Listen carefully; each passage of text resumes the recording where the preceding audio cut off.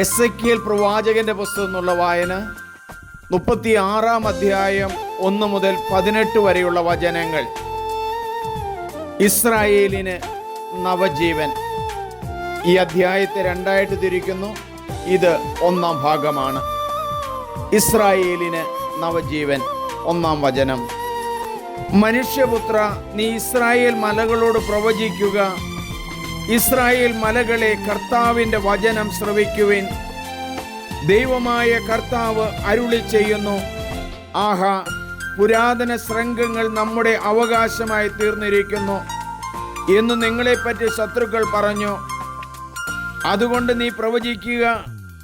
ദൈവമായ കർത്താവ് അരുളി ചെയ്യുന്നു, നിങ്ങളെ അവർ വിജനമാക്കി എല്ലാ വശത്തു നിന്ന് ഞെരുക്കി. അങ്ങനെ നിങ്ങൾ മറ്റു ജനതകളുടെ കൈവശമായി. അവരുടെ സംസാരത്തിനും നിന്ദയ്ക്കും നിങ്ങൾ പാത്രമായി തീർന്നു. ഇസ്രായേൽ മക്കളെ, ദൈവമായ കർത്താവിൻ്റെ വചനം ശ്രവിക്കുവിൻ. ചുറ്റുമുള്ള ജനതകൾക്ക് പരിഹാസ വിഷയവും ഇരയുമായി തീർന്ന മലകളോടും കുന്നുകളോടും മലയിടുക്കുകളോടും താഴ്വരകളോടും തകർന്ന പ്രദേശങ്ങളോടും നിർജ്ജനമായ നഗരങ്ങളോടും ദൈവമായ കർത്താവ് അരുളി ചെയ്യുന്നു. ദൈവമായ കർത്താവ് അരുളി ചെയ്യുന്നു, കൈവശപ്പെടുത്തി കൊള്ള ചെയ്യേണ്ടതിന് തികഞ്ഞ അവജ്ഞയോടും നിറഞ്ഞ ആനന്ദത്തോടും കൂടി എൻ്റെ ദേശം സ്വന്തമാക്കിയ ഏദോമിനും മറ്റുള്ള ജനതകൾക്കും എതിരായി ജ്വലിക്കുന്നു. അസൂയയോടെ ഞാൻ പറയുന്നു, ഇസ്രായേൽ ദേശത്തെ പറ്റി പ്രവചിക്കുക. മലകളോടും കുന്നുകളോടും മലയിടുക്കുകളോടും താഴ്വരകളോടും പറയുക, ദൈവമായ കർത്താവ് അരുളി ചെയ്യുന്നു, ജനതകളുടെ നിന്ദനം നിങ്ങൾ സഹിച്ചതുകൊണ്ട് ഇതാ ഞാൻ ക്രോധത്തോടും അസൂയയോടും കൂടി പറയുന്നു. ദൈവമായ കർത്താവ് അരുളി ചെയ്യുന്നു, നിങ്ങളുടെ ചുറ്റുമുള്ള ജനതകൾ തന്നെ നിന്ദനമേൽക്കുമെന്ന് ഞാൻ ശപഥം ചെയ്യുന്നു. ഇസ്രായേൽ മലകളെ, നിങ്ങൾ ശാഖകൾ കിളിർപ്പിച്ച് എൻ്റെ ജനമായ ഇസ്രായേലിന് വേണ്ടി ഫലം പുറപ്പെടുവിക്കുവിൻ. അവരുടെ പ്രത്യാഗമനം അടുത്തിരിക്കുന്നു. ഇതാ ഞാൻ നിങ്ങൾക്ക് വേണ്ടി നിലകൊള്ളുന്നു. ഞാൻ നിങ്ങളിലേക്ക് തിരിയും. നിങ്ങളിൽ ഊഴവും വീഥയും ഉണ്ടാകും. നിങ്ങളിൽ വസിക്കുന്ന ജനത്തെ, ഇസ്രായേൽ ഭവനം മുഴുവനെയും തന്നെ ഞാൻ വർദ്ധിപ്പിക്കും. പട്ടണങ്ങളിൽ ജനവാസം ഉണ്ടാവുകയും നശിച്ചുപോയ സ്ഥലങ്ങൾ പുനരുദ്ധരിക്കപ്പെടുകയും ചെയ്യും.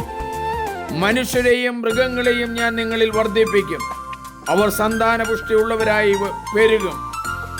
പൂർവ്വകാലങ്ങളിൽ എന്ന പോലെ നിങ്ങളിൽ ആളുകൾ വസിക്കുന്നതിന് ഞാൻ ഇടയാകും. മുൻകാലങ്ങളിലേക്കാൾ കൂടുതൽ നന്മ ഞാൻ നിങ്ങൾക്ക് വരുത്തും.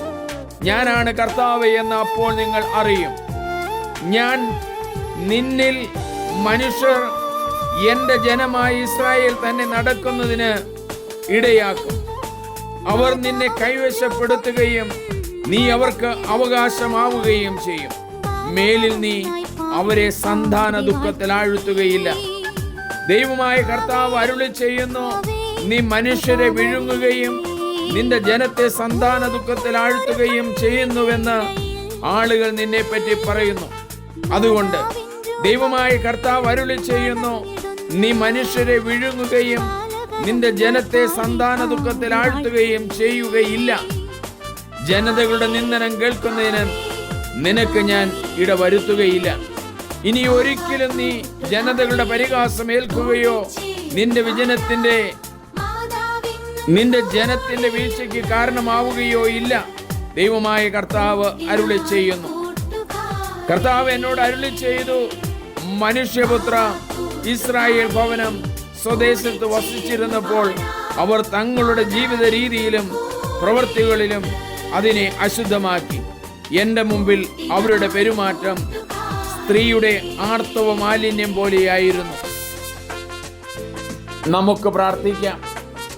ദൈവമേ, മറ്റു പല രാജ്യങ്ങളിൽ നിന്നും പല സ്ഥലങ്ങളിൽ നിന്നും ഇസ്രായേൽ ജനത അനുഭവിച്ച കഷ്ടതയും ദുരിതങ്ങളുമെല്ലാം അങ്ങയുടെ കൺമുമ്പിൽ വന്നുകൊണ്ട് ഇസ്രായേൽ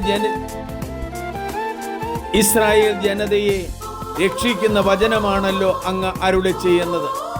ആ വചനങ്ങൾ ഞങ്ങളുടെ ഹൃദയത്തിൽ സ്വീകരിക്കുന്നു. ഇന്നും ഞങ്ങളെ രക്ഷിക്കുന്ന ദൈവമേ, ഞങ്ങൾ അങ്ങേക്ക് നന്ദി പറയുന്നു. രക്ഷയുടെ ദിനത്തിലേക്ക് ഞങ്ങളെ വിളിക്കുന്നതിന് നന്ദി പറയുന്നു. ഞങ്ങളുടെ രോഗങ്ങളും അസ്വസ്ഥതകളും മാറ്റണമേ.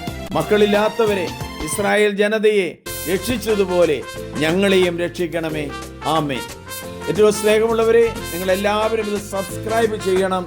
എൻ്റെ പേര് സണ്ണി പുൽപ്പറമ്പിൽ. ദൈവം നിങ്ങളെ അനുഗ്രഹിക്കട്ടെ.